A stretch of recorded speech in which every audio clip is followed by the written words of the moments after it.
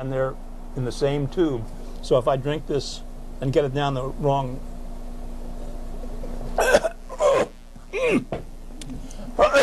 That's intelligent design in action.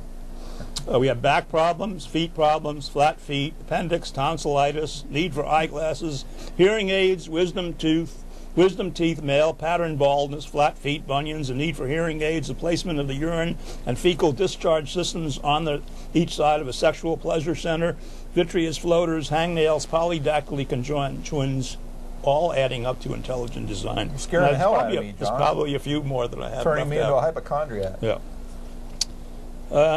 Mark Twain is a good source for these little quips here. He said, I didn't attend the funeral, but I sent a nice letter saying I approved of it. Winston Churchill said, he has all the virtues I dislike and none of the vices I admire. These have rings to it, you know, they just roll off the tongue. Groucho Marx, I've had a perfectly wonderful evening, but this wasn't it. Humor, another little quip here. This is from John Barrymore. He was a famous actor of the 1920s or so. Love is the delightful interval between meeting a beautiful girl and discovering that she looks like a haddock. I don't want to denigrate women. You all have your beauties and everything, but some of the husbands think you look like a haddock. I'm not one of them, but you know who you are. There are worse things than infidelity. This is Hillary Clinton said this. There are worse things than infidelity. And Bill Clinton says, yeah, fidelity. That was on Jay Leno, 2007. Yogi Berra said, when asked if he wanted his pizza cut in 4 or 8 slices, he said, 4, I don't think I could eat 8. The fool hath said there is a God, and that's my own phrase. I have to take credit for that. We hear that quite a bit. The fool has said there is a God. Yeah.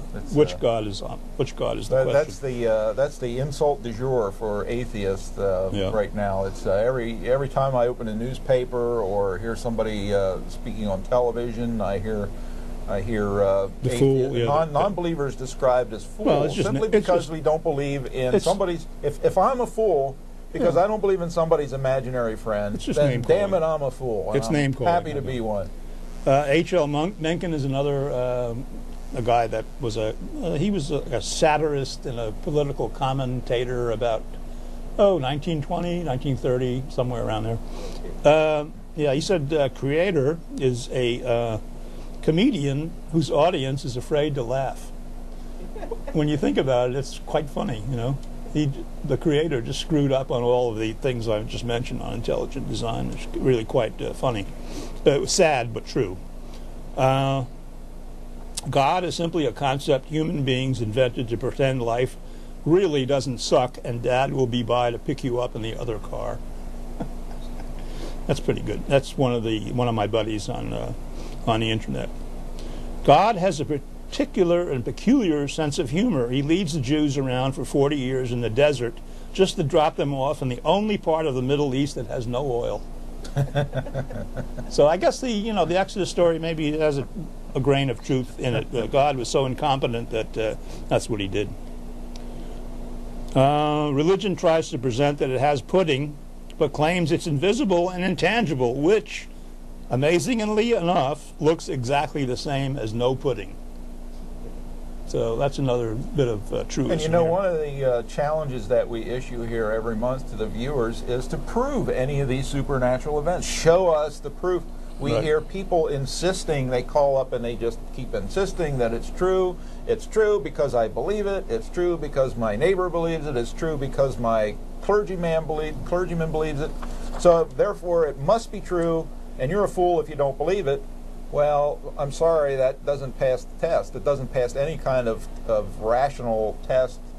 We need evidence. Just show us some evidence. We'll believe in your God. We'll believe in Jesus. Show us evidence. We've been asking for 3,171 days for Jesus to show up. He hasn't showed up. He's supposedly out there. He supposedly wants us to believe in him. I'll end on a positive note. Go ahead. Go ahead. I just want to say one little thing here, and it's a little bit against our side, but we want to be fair here. Richard Dawkins gets down to business in chapter 2 of his book, and it's entitled The God Hypothesis. And he says, the God of the Old Testament is arguably the most unpleasant character in all fiction, jealous and proud of it, a petty, unjust, unforgiving control freak, a vindictive, bloodthirsty ethnic cleanser, a misogynistic, homophobic, racist, infanticidal, genocidal, filicidal, pestilential, megalomaniac, sadomasochistic, capriciously malevolent bully. It's a little heavy-handed, though, you know. But anyway, I want to say one thing that somebody said. For Dr. Dawkins to spend this much time on theological issues would be like him complaining in a restaurant that A, the food was awful, and B, there wasn't enough of it. Which I thought was a good little quip there. Okay, thank you, John. We're down to 1 minute. I'd like to remind everybody, we had a late caller there. Did they not get through? Or okay, we call in next time. Our next live version of the Free Thought Forum will be Tuesday, May 26th. I think is that the day after the Memorial Day holiday, or is that the week before? Anyway, Tuesday, May 26th at 6 o'clock. And also... I'll read this. Okay, also, John has a... some caller said, the swine flu is in Mexico. Mexico is Catholic. God hates Catholics. Therefore, so God that's hates the reasoning. Catholics. There we go. Be sure to watch Biblical Errancy Wednesday nights at 9 o'clock on this station, followed by Atheist Viewpoint at 9:30. Humanist Perspective is on Thursdays at 9 o'clock, and all those programs are repeated throughout the WRCT program day. And we thank you all, and good evening.